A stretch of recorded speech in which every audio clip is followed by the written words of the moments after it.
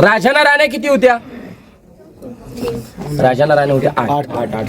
400 वर्षापूर्वी राजाने 8 राण्या केल्या. आता एक राणी सांभाळायला मुश्किल होती.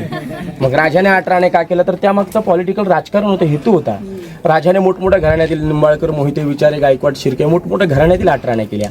जर का त्या गावातील लोक स्वराज्यात सामील झाली नाही तरी फितुरी कोणी होणार नाही, या दृष्टीने 8 गावातल्या 8 राण्या केल्या.